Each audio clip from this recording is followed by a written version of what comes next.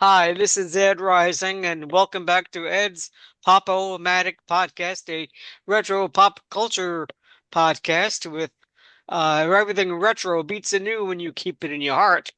So tonight we're going to talk about a couple of new releases from very retro bands.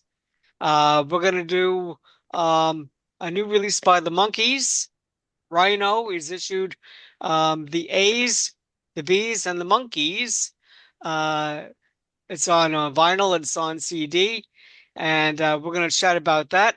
And Paul McCartney and Wings have been very much in the news, and with several releases, a book, a greatest hits CD, also available on vinyl and Blu-ray and other kind of collectible things and and a new film because Oops. Reed keeps coming out with stuff. Man on the Run, available now on Primetime Video, and so we'll be chatting about all these things. We have a whole lot of special guests, and we have a surprise or two coming in. So let me introduce my panel tonight. We have Gail Bashkowski. Good evening, Gail. How are Yay. you? Good evening. It's good to be here. Mark Arnold, Hello. Fred Velez, Hi, folks. and Charles Rosenet. Hi, everybody. Thank you, Ed. And later on tonight, we'll have Andy Nichols. He is one of the podcasters from the Paul McCartney Two Legs podcast. And I've given away my surprise. How about that? Okay. Good. Okay. So let's start with the A's, B's, and the Monkees.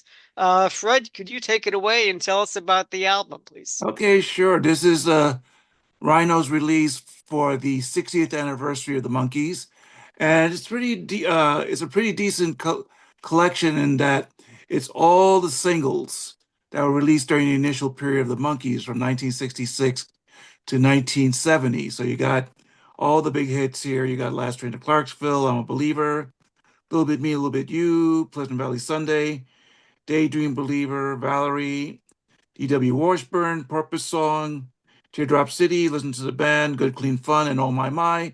And you have the B-sides of each of those singles as well. One it's a two record set and two CD set. And the main album had album one has all the A sides, and album two has all the B sides, and it has very nice uh, liner notes written by the wonderful Andrew Sandoval. Right. And I like the design of the album because it resembles a single, even down to the a little bit of fake vinyl up there. It looks like a single, which Right. is Very good. and Yes. it has a very nice back cover too, and it has all the picture sleeves of each of the singles, and the it's very well packaged. The records come in are in polyvinyl so that it keeps the records nice and clean and fresh, so it plays it plays well on your turntables. So What is that? Is that Rhino or is it RMCC? it's Rhino, Yeah, right, yeah. And and they they do a make nice job of trying to copy the Cull Gems label there.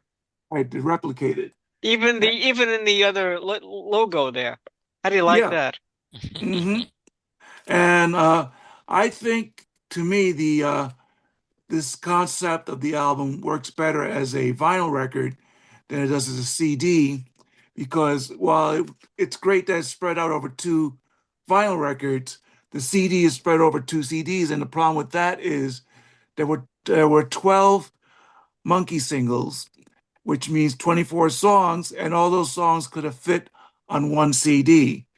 And that kind of people who don't want to uh, who might feel funny about spending a lot of money on two CDs when all those songs could have been on one. And I think Rhino could have enticed people by not only putting it out as a one CD, they could have added extra songs on the CD. Like this is from the Monkees 50 from box set from about 10 years ago. Uh-huh. And they could have added the original version of She Hangs Out, Going Down, um, the Randy Scout skit that was issued only in England. So Right. they could have done something like that Right. and made it more enticing for the CD buyers. But I think Well, that's good. their thinking, I think, was, well, if the Beatles could do that with the original version of the Red Album, where it has two CDs with songs that could have fit on one CD, why couldn't we do it? And that's what they did. And I think if you're going to get the collection, if you want to get the CDs, please do. But I think for myself, it works better as a two record vinyl set. Well, as the monkeys sang in Head, we're here to give you more, right? We're here to give you more merchandising, or whatever it was that they said, something along those lines. Mark, what did you think about the release, and how do you feel that who was it generated for? It's probably generated for, well, it's generated for everybody, but a longtime fans who didn't really care for anything post 1970. Which I'm not one of them. So I'll explain what I would have done in addition to what they did in a second. But I think it's also a good starter. They need to do a starter for new fans every few years because, geez, there's been a zillion Monkees collections. Where do you start? So this one's a good one. It has all the hit singles and all the B-sides. Hey, I'm taking a pass on it because even though I do like packaging and stuff like that, it's just one too many compilations for the Monkees that has nothing new for me to want it. Is Um, there anything that's well, a new version or a new remix well, or anything like that? like my favorite Monkees greatest hits is the Monkees 50 that came out, the 3 disc set that came out 10 years ago, because it goes all the way to the present day. It doesn't have anything from Christmas Party, but that's just because it wasn't released yet. And Yeah. I think it would be nice, if you continued on, the first disc would have been what they released, and then they could have done a second disc starting with Do It in the Name of Love and Lady Jane. You could even put I Remember the Feeling in You and I from Dylan's Jones Right. Voice and Heart. That was then, This Is Now, backed with the theme from the Monkees. These are real Right. singles that actually These came are real out. singles, right? And I'm Yeah. thinking to myself, I'm looking at this track listing. I'm saying there was stuff after Yeah. 1970. And then, for albums that don't have, I've even compiled this for albums that never had a single because singles were not being pressed. It was all CDs. When Just Us came out, the two songs that they made videos for that they promoted the most was the other version of You and I and Regional Girl. So that would be an obvious single. And Okay. then Good Times, they never did this one as a single, but it would have been nice. You Bring the Summer and She Makes Me Laugh. Right. It would also the things that they did release, the Good Times Plus, those 4 songs could be on this set, and the Christmas Party Plus could be on this set because none of this stuff has been on an album at all. Um, and then, the Pull It Ones are Heart and Soul and MGBGT Live and Every Step of the Way and I'll Love You Forever and all that stuff. So you could have a second disc that's like the first disc with that And the later second stuff. wave. Yeah. Yeah. Then I came up with a third disc because this is my own mania and my own want. So we've had all these super deluxe editions, and they all have this nice little vinyl single with songs or versions that are not on CD. And I'm a CD guy. I like vinyl to a point. I love my singles, but I would love them to, now that I think that they're basically done with all those super deluxe editions, unless they do a changes one or something like that. Um, is to put all those on a disc, so you got your Yeah. Star Collector alternate mono TV mix, and I'm a Believer 2017 remix, and all of your toys, and then I even had the cereal box ones that came out on the cardboard records a few years ago, and that monkey shaped disc, and just put that as I set out now, like, one of the songs that's in my, we get the Monkees Blu-ray set, which I have to my left, but you can't see it. Um, Yeah. they have a vinyl single in there too. Why? I don't know, but there's a song in there called "I Didn't Know You Had It in You, Sally" that's only on that single. You know, How do it's you like, like that, huh? why? Put this stuff out, put it out as an album. Andrew Sandoval. Anyway, so that's my gripe and complaint and why I'm not buying this one. So, Okay, that's good. That's a good reason. Charles, can I ask you, did you happen to have the cardboard uh, cereal box cereals when you were a kid? Yeah, and it's funny because anytime I come across them, I still keep getting them, even if they're oh, I do, too. Bobby Sherman or the Sugar Bears or the I do Jack. too. Alphabets? Jackson 5, yeah. Yeah. Yeah. But I want to say, I think Fred did a really great job of summarizing this new release. And I want to reemphasize what a beautiful package it is. You know, the temptation, you want to add it to the collection just because it looks so great and so cool and so clean. Now, I'm not really sure, aside from writing the notes, if Andrew Sandoval had a lot to do with this release. I don't Um, think so. and if I'm not mistaken, he even went on record as to saying he might have done it as the A side, B side, A side, B side, and not put all the A's on one side and the B's on the other. And there's an argument for that, you know, to get the original singles as, you know, A B A B A B as opposed to A and B B B B B. You get what I'm saying, right? Yeah. Sort B, of. B, B, B. Yeah, of Gail, course. any thoughts on that? Yeah, there was some debate about how it should have been organized, the tracks. And I have to say, when I listened to it at first, it did sound a little strange to hear Last Train to Clarksville followed by I'm a Believer and not Take a Giant Step. So I think I'm leaning a little bit towards I would have liked it to go A B A B A B maybe. Yeah. Um, I'm not a collector, so I don't typically buy physical media like this, so I haven't purchased this, but it is streaming, so I have listened to it. And honestly, it's a fun listen. Sorry, Mark, did you have a comment? Oh, Oh, keep talking. I don't want to okay. interrupt. That's why. Oh, Sorry. okay. I thought some of these songs I think we kind of take for granted because how many times have you heard Clarksville and the Believers and all the Mhm. those, and it's a little bit, why would I listen to those again? But when you do put it on, I don't know, I found myself really enjoying it. And I mean, they are great songs. They're just ones that Yes. I kind of tend to overlook now in my, later stages of fandom. But and then especially the later singles that came out, the last few, yeah, like Someday Man and what was the last one? Oh my, no, was it On Oh my My mind My? is Do it in Oh the Yeah, my name of my, love. yeah. yeah. Teardrop City and those. I just don't listen to those a lot, and so it Yeah. was really kind of fun to hear them again. And I thought it was kind of neat to hear the collection of the singles. So I've enjoyed listening to it. May I Yeah. point out something? On this collection, you finally get, after all these years, the the actual single mix of Going Down. For years, you got the longer version of Going Down, which was nice, but you kind of missed the single, which was a little shorter. So now you finally have the proper single mix of Going Down on this collection. And also, it has the long version, the single long version of Porpoise Song, which I think for people who are used to the album version, What about Pleasant Valley Sunday? Does it have at the very end of Pleasant Valley Sunday on my record? It always kind of went into like a very, very vague blurble. I can't well, pronounce. I can't articulate better than that. Really, it just went up.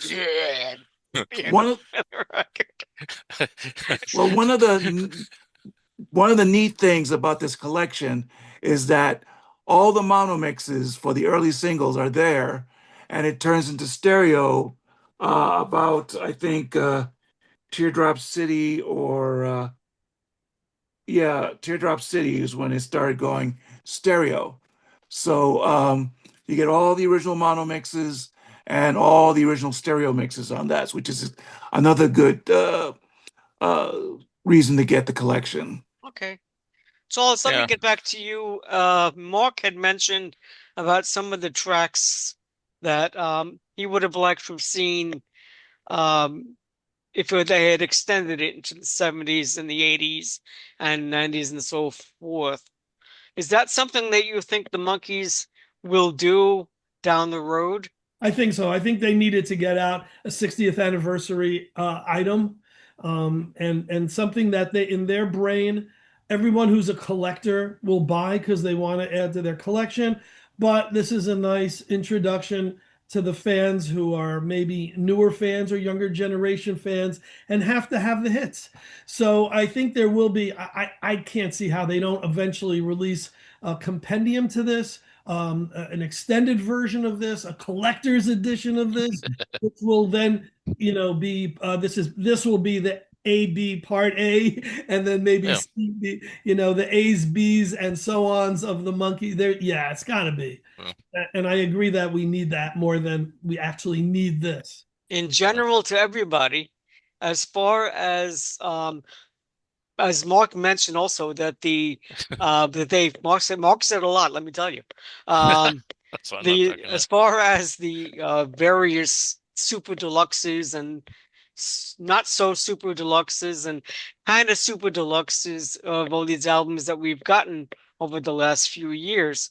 As far as the later material, I would have to venture to guess there has to be a truckload of stuff during the Justice era, particularly maybe not so much Bullet, because I think that was probably done very quickly.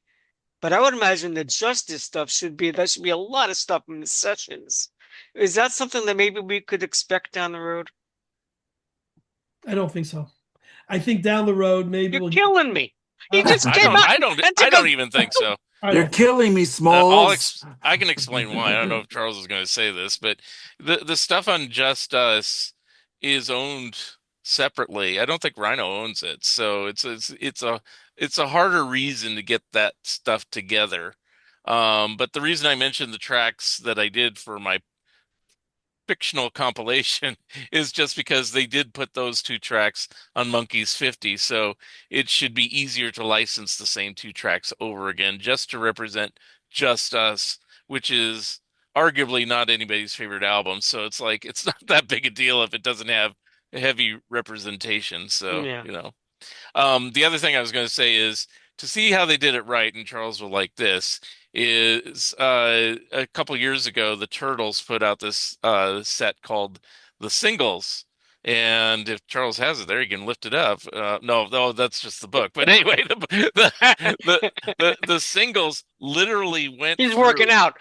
it literally went through, and I could go find it, but it's in the other room. It's like it literally went through and did every single A side, B side, and they did it A B A B A B A B A B A B. Even the rare ones for the Christmas spirit, where the original version of Christmas is My Time of the Year by the something choir, before the Monkees got their hands on it, is on there and things like that. Just every A side B side that they ever did during their whole career. So that's why I said this could be done better. You know, this is a All good right, start. cool. Any other thoughts on that, Gail? I kind of like that they kept it to the original era, the 66 through 70. That's my favorite, and it's kind of neater, cleaner, and yeah, I think that's my preference. I'm just Very thinking cool. if I was in the marketing department, and of course I'm not, my brain skews differently than how mass marketing is done. But I'm going to wait and see how this does. Is there going to be a sequel to a certain movie? Well, if it does great, yeah, you're going to see you're going to see part two. If this does well and sells well, let's hope it does. So then we will get, more releases or continuations. Fair enough. Okay, that sounds great. Okay, all right, let's move on to our next topic.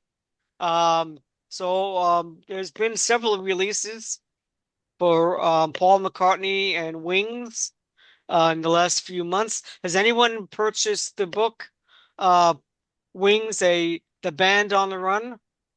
No, Anyone? I Is didn't. that Crickets? is that the one with the blue cover? I did buy that one. Yes, it is. Yeah, Yes. Yeah. yeah, and I read that one. Yeah, so I forgot the And title. It's good. what did you think of the I mean, Paul gave a forward on it, and it was essentially the editor kind of went through like old materials and things like that. Yeah. What did you think of the book? I thought it was well done. At the time it came out, I put out one noticeable error just because most people don't know it's an error. I think even Charles didn't even know it's an error. Is they say that McCartney appeared on the cover of TV Guide in April of '73 to promote the James Paul McCartney special. That's a fictional TV Guide cover that was used on a bootleg. And the real TV Guide cover of the week was the Brian Keith show. See how memorable that was. Oh, So, yeah, right. uh, you know, it just kind of irks me sometimes when, things that were done tongue in cheek or fictional suddenly become fact, especially in a, supposed authorized book. Now, somebody argued with me. It's like, Paul's 80 years old. He doesn't remember this stuff. Paul didn't write the book. I mean, he did, but I mean, he was consulted for the book. It was somebody else doing Right, all this stuff, right. so they should have checked their facts. The guys that are checking their facts are like guys like us that write these things. Well, Isn't the it? book that you guys want to watch, the guys that if you're interested in learning about McCartney, I mean, you need to go out and get the McCartney Legacy by Yeah. Alan Kozin and Oh yeah, I have Adrian those. St. Clair. I mean, that's they The put red out one, the first two volumes of that book, and that's the absolutely blue one. sensational. And that's been researched exhaustively. So there's a uh, lot more information in those volumes regarding the Wings period than I think maybe Paul is really willing to share with the rest of the world at this point in his life.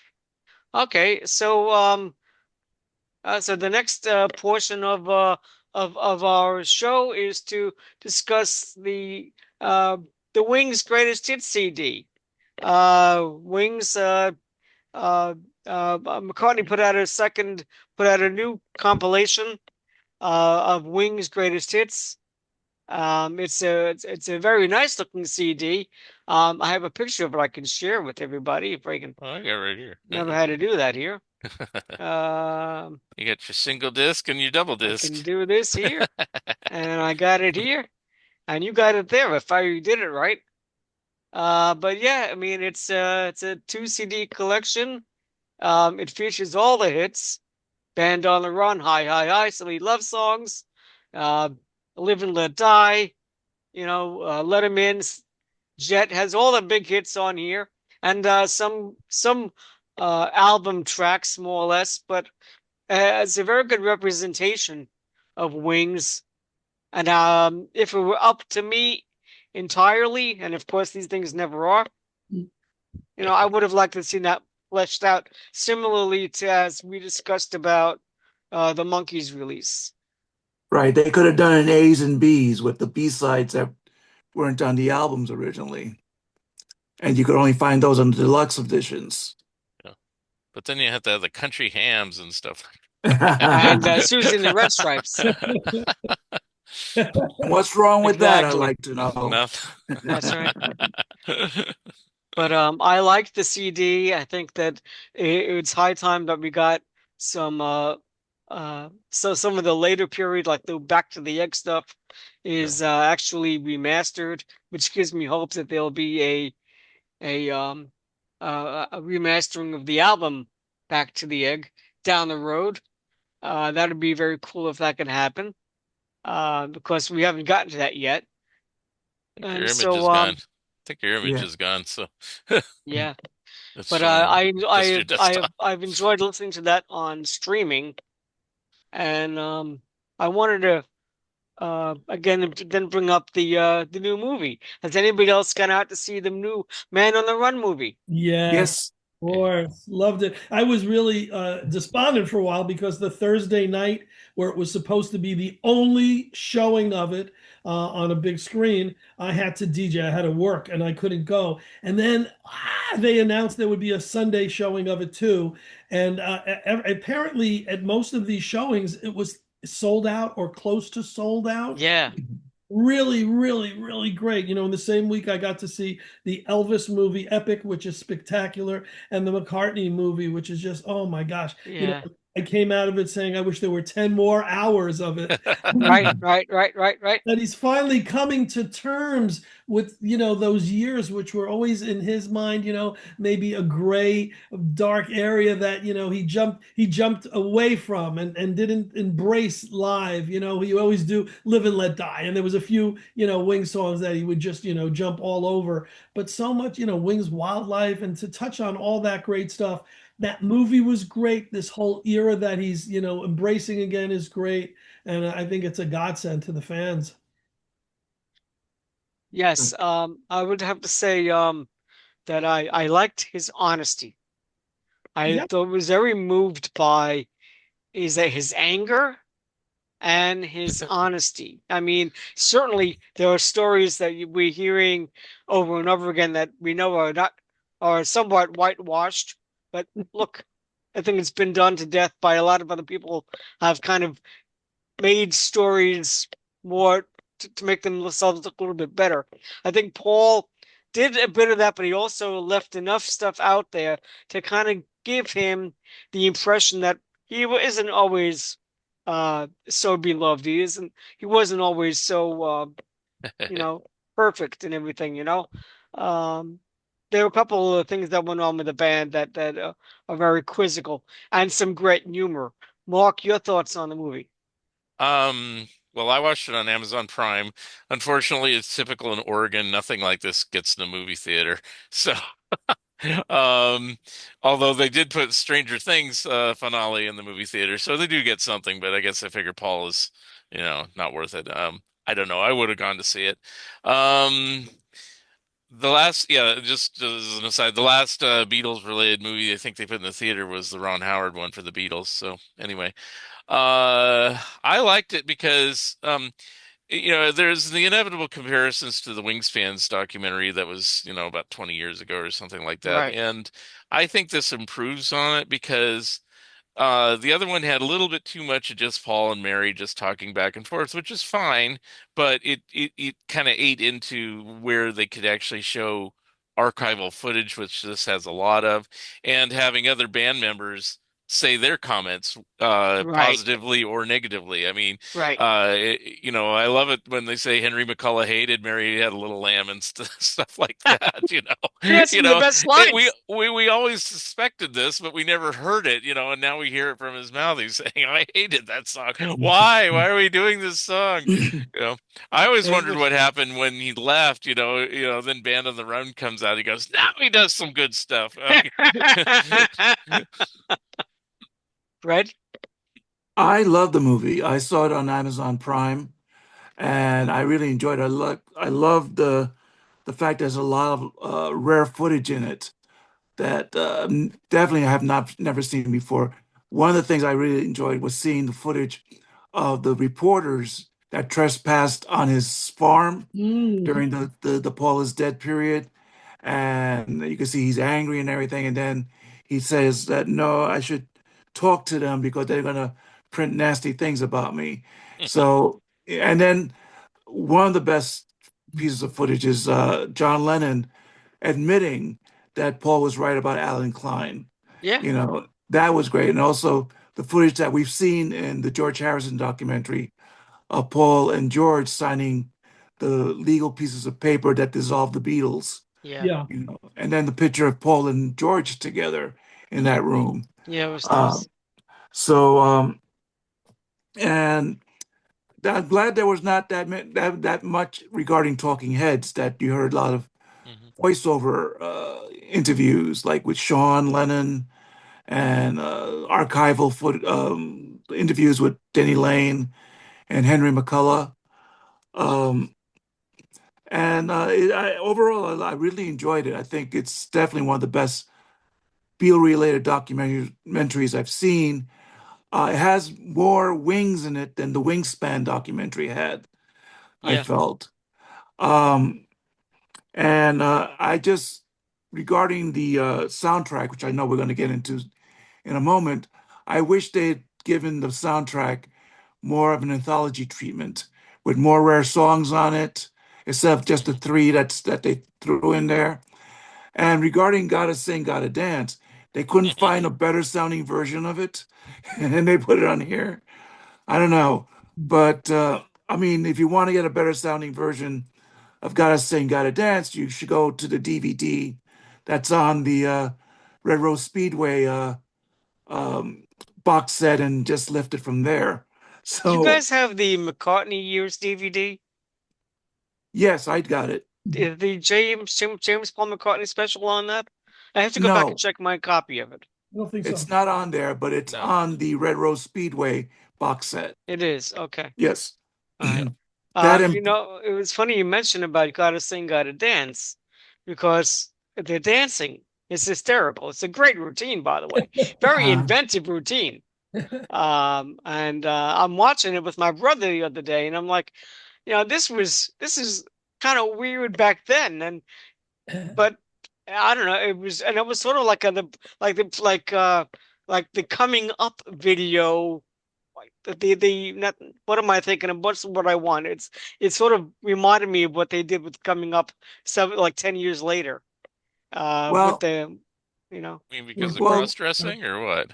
no, just with the way that they had with the way the dances were all kind of laid out and the instrumentation was done. well, I I don't know, it think just it's made me I, think of it. That's all. I think it's an expansion from Magical Mystery Tour of Your Mother Should Know, you Ah, know, okay, there you go. There you go. and My Ever-Present Past, where Paul does those dance moves, and he's good. Was there really him dancing though? I think it That's was the just question I want I to think it know. was just different movements that were synchronized with the real dancers. Okay. Well, wasn't it George Harrison breakdancing on the video of "Got My Mind Set on Yeah. You"? Yes, right. Oh yeah. No, He that leaped was out of the his chair too. So. no, that was his stand-in, Bob Geldof. You know what might have been funny about that is if they had used the guy that was in "Give My Regards to Broad Street" and did the little Michael Jackson dance in the middle Oh of yeah, whatever yeah. song it was they did, and they put that into the George Harrison video. Yeah. That would have been funny. If they were really buddy, they could have done that for a little bit of a joke, but you know, I guess not. Now, if they do a Um, sequel, will they touch on the Michael Jackson period? well, yeah, I mean, I'd love to see a real documentary on his whole career. I really Mm. would like to see his whole career being appreciated, and I think we're getting there. And I'm really glad to see Wings get this kind of credit. I would have liked to see it be more about Wings because I think there's a lot of story there. I think that Denny Lane deserved a lot more because he's such Mm. a talent, such a great voice. And and I think that they did something very unique as Wings. So Well, I you know, think they should have put at least one Denny Lane sung track on the soundtrack, absolutely. since every compilation of Wing stuff never has any of them, So, I don't know which one. Probably, I don't know, Time to Hide or Now Again on and the Again and new Again. Yeah. album, on the new CD release, they do include, I believe they do include Time to Hide on here. I'll have to run through it while we're I don't chatting you, here. remember you got it that. right there, Mark. Take a look. I don't think so. Nope. No, it's not here. Nope. Nope. Nope. Nope. No, Nope. you're absolutely Look at the right, two Mark. Yeah. CD one. I There have you the two go. CD one. Yeah, it's like nope. I Nope. mean, you hear him singing harmonies like on things like Mamunia and stuff like that, but that's Right, not what right, I right. mean. But I mean, uh, when he's the main lead singer, it's like I mean, I'm all for that. McCartney should release a Wings compilation of everything he didn't sing lead on. look, Seaside Woman is a great song. Yeah, I love just Seaside Woman. you That would have know, been could have been a hit record. mhm, You know, so I mean, I think they could have given Linda a little bit more you love. know. But anyway, I liked the film. I think the funniest line in the movie, Henry McCulloch, you have to watch it again. Henry McCulloch makes the remark when they have um the Mick Mouse routine that they did where they playing with animated mice, Mm. and Mike McCartney has the best line in the whole thing because they're talking about the Paul is dead rumors.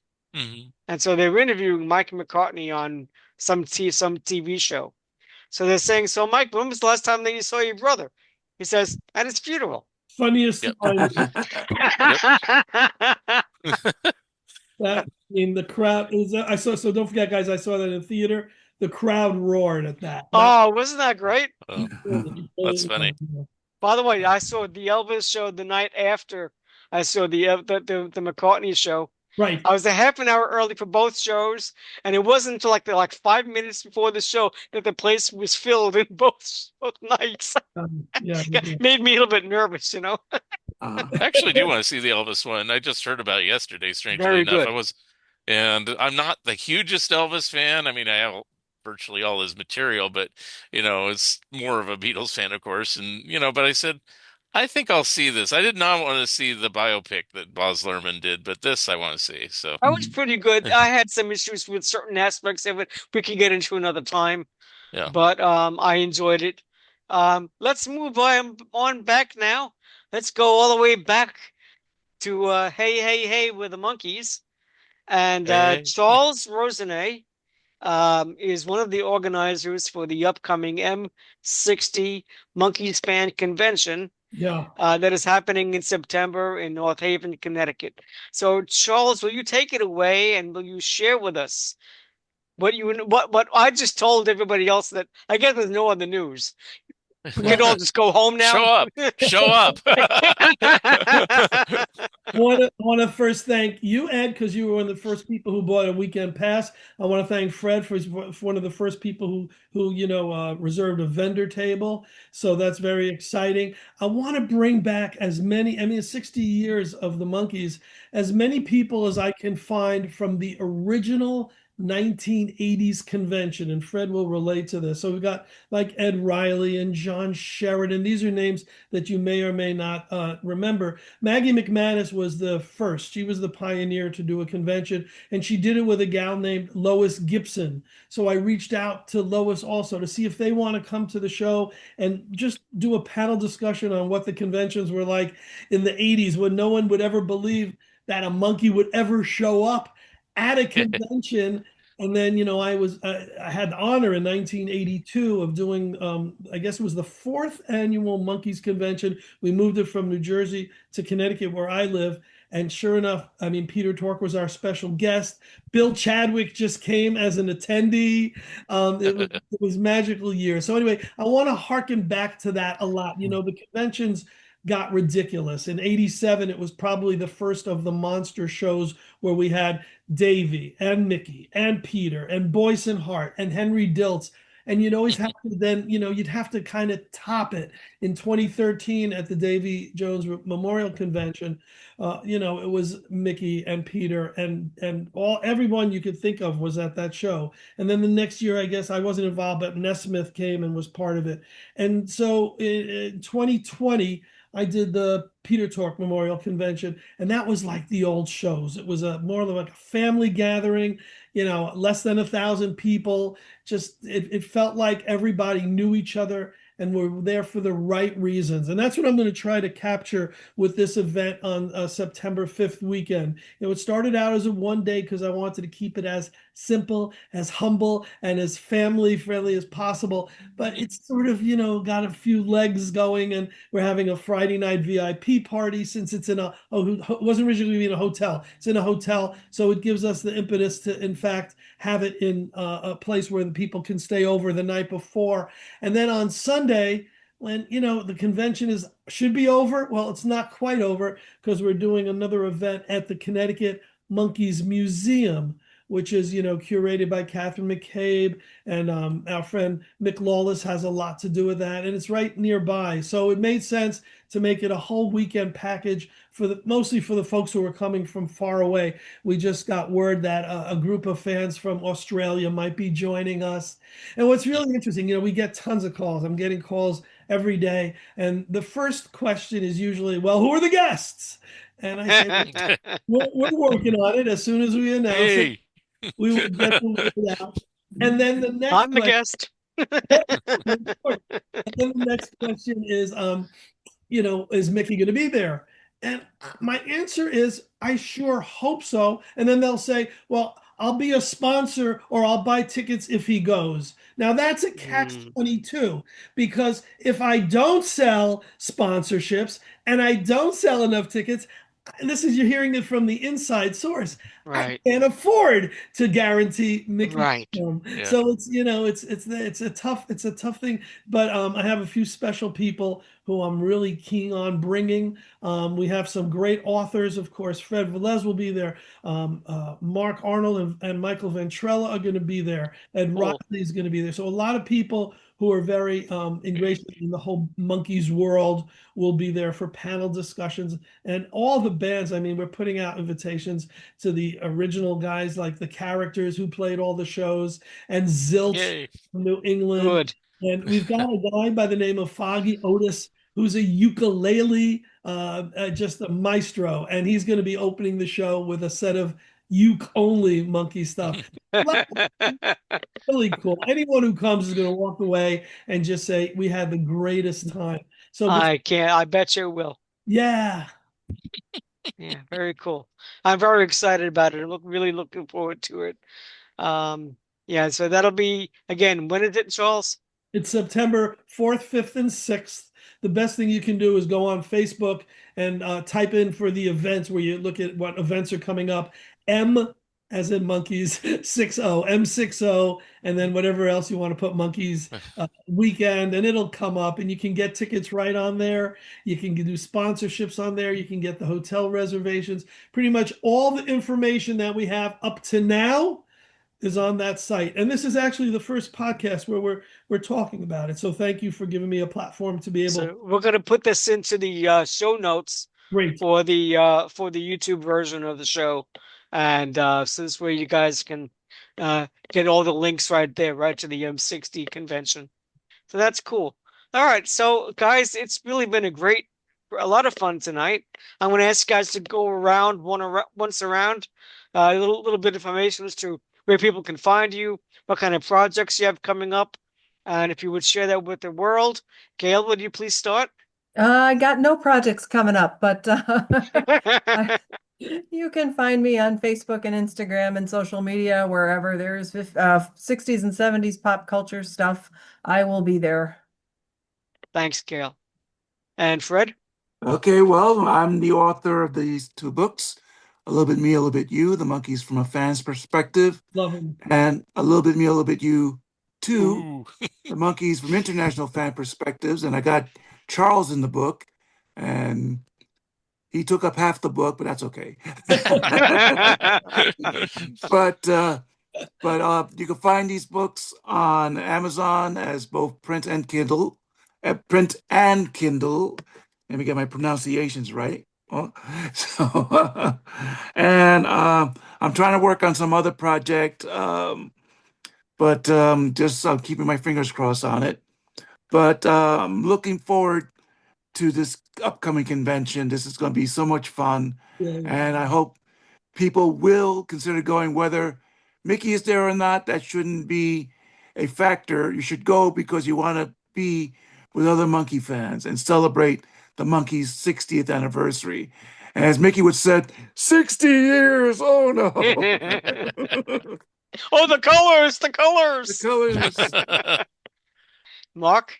I heard that Mickey's going to be in LA on the actual 60th on the 12th. I don't know if that's a fact. So I don't know if that means anything one way or the other for this convention, but I agree with Fred. Show up anyway. I'll be there. I don't travel that much. I mean, it's like in the last few years, everything I've done with traveling, except with one exception, has been for Charles. So there we go. You know, if it's not this, I'm going to London, England. Anyway, if you don't know who I am, I've authored these two monkey books with Michael Ventrella, who will also be there. And I'm coming all the way from Oregon to be out there. I told Charles a couple years ago, I said, if you ever do a monkeys convention again, I will show up. And Charles says, I don't know, and then 60th anniversary, no brainer, here we are. So, and I Well, bought my tickets as soon as I got okay. word. So, Very cool. Very And cool. And Charles, I hope Charles? there'll be a authors panel. Oh, 100%. Of course there will be. So I'm glad Mark and I are on the same, podcast here because he and I were the authors of the Not Just Happy Together, the Turtles from A to Z. And we're not going to exactly announce it, but we're kind of going to hint at the fact that in conjunction with the convention, we're releasing a book on the Monkees, and that will be launched at the convention. So Wow. more news on that to come. But yeah, guys, I hope everyone does come to the convention because I'm gonna go on record as saying it will be the last one I'll ever do because for when we did the Davy one, it was when Davy passed. We did the Peter one when Peter passed. Everyone said, "Well, are you going to do a Mike Nesmith one?" I go, "No, no, no. I don't want to get into that pigeonholed as the guy who does that. And the last thing I want is to ever do a Mickey show for that reason. I want Mickey to keep touring, till he's 100. God bless him. Keep going." Mm. And you mentioned September 12th that he's going to be in LA. That was one of the reasons we changed the date to September 5th to actually give it a shot that he might be there. Yeah. Uh, Yep. Time will tell. And thank you so much for the platform to be able to talk about all this exciting stuff. Charles Rosenay, you can find me on Facebook and Instagram, and yeah, probably knocking at your door one of these days because we may be coming to your town. Yeah. Oh, and can I So, add that you can Please. find me on Facebook, on X, and on MeWe. So I'm on those MeWe. platforms as well. MeWe. What's MeWe? MeWe. I don't know. I'm on Wee Wee. I don't know about. I'm Ed Rising, and you can find me on Facebook as well. You can find all these videos on YouTube. We have my own YouTube channel now. So Ed's Pop-O-Matic Podcast. Just go on to YouTube and type in my name, Ed Rising, or Ed's Pop-O-Matic Podcast, and you can find all these wonderful videos. And I'm very lucky to have this group of people to do a show with and have a laugh with. And I thank you for joining us. Have a wonderful evening and have a nice day. Good night, folks. Yeah. And if I ever get out of here, If I If ever I ever get out get of out of here. here. Granny on the Beverly Hills